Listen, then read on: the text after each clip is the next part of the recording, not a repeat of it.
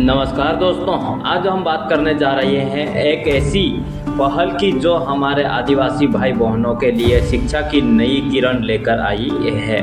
जी हाँ दोस्तों, मैं बात कर रहा हूँ डूंगरपुर के हाल ही में शुरू हुआ है आदिवासी कोचिंग भवन में शिलान्यासील की। यह भारत आदिवासी पार्टी के आसपुर विधायक उमेश डामर ने यहाँ पर पहुंचकर इनका शिलान्यासील किया है।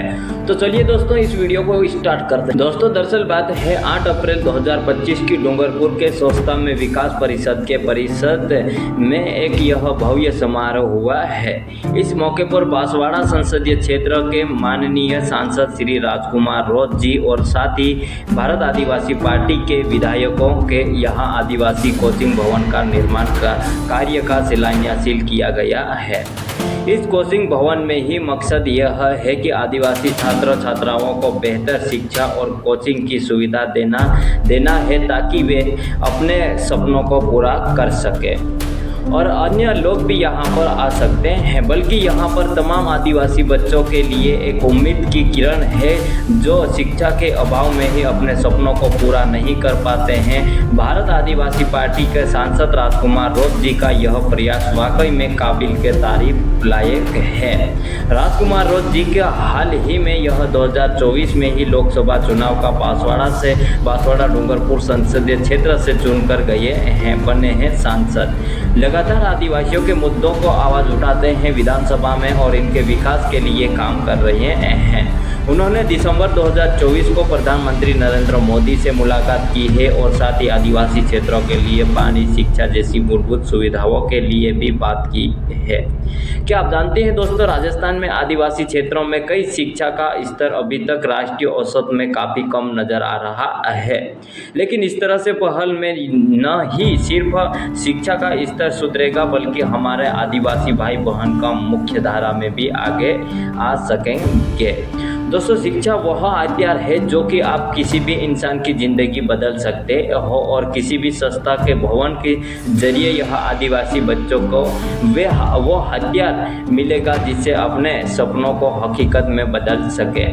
लेकिन आपके लिए हमें आपका अपना योगदान देना होगा और हमें ऐसी पहल की सपोर्ट करना होगा ताकि बच्चे को शिक्षा का अधिकार मिल सके।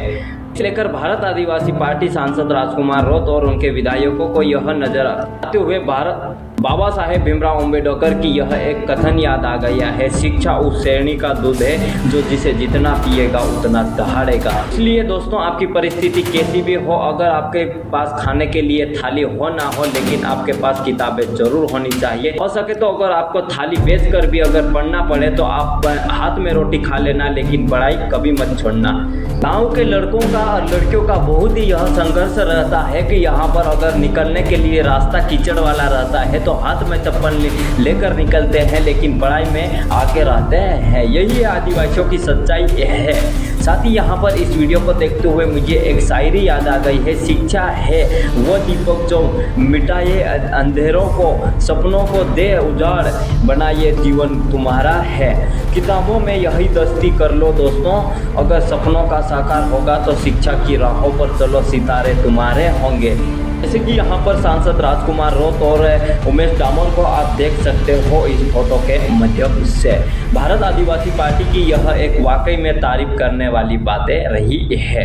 इसे लेकर यहाँ पर उमेश डामर 100 पर पोस्ट लिखते हैं कि आज डूंगरपुर में स्थित संस्था के विकास परिषद डूंगरपुर के परिषद में बांसवाड़ा संसदीय क्षेत्र के माननीय सांसद श्री राजकुमार रोत जी और भारत आदिवासी पार्टी के विधायकों का आदिवासी कोचिंग भवन का निर्माण करवाया है, कार्य शिलान्यासील किया गया है। इस फोटो में आप देख सकते हो वाकई में तारीफ के काबिल बने हैं सांसद राजकुमार रोत। आदिवासियों को मुख्य धारा में लाने के लिए राजकुमार रोत अपने हर उस मुद्दों को विधानसभा में उठा रहे हैं जो कि धरातल पर अभी तक भारतीय संविधान के अनुसार मिल रहा है लेकिन हकीकत में धरातल पर नहीं है। उन मुद्दों को यह आदिवासी क्षेत्र के लिए उठा रहे हैं।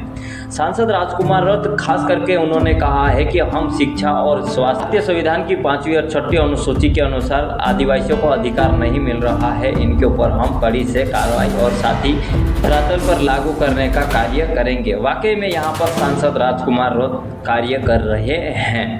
आदिवासियों को मुख्य धारा में लाने के लिए और आदिवासियों के बच्चों को पढ़ाने के लिए हमें कई सारी संघर्ष करना पड़ेगा, जिसे कि सरकार से हक अधिकार मांगना पड़ेगा। आप सभी को हर अधिकारों के लिए लड़ने के लिए तैयार रहना चाहिए, क्योंकि अधिकार मांगने से नहीं मिला है, अधिकार छीनना पड़ता है। याद रखिए दोस्तों, भारत आदिवासी पार्टी राजस्थान की तीसरी बड़ी पार्टी बनी है और उभरता हुआ ये सितारा रुकने वाला नहीं है। दोस्तों, ये वीडियो आपको कैसी लगी? अगर अच्छी लगी तो मुझे कमेंट जरूर बताइए और चैनल पर नए हो तो सब्सक्राइब कीजिए। जय जोहार।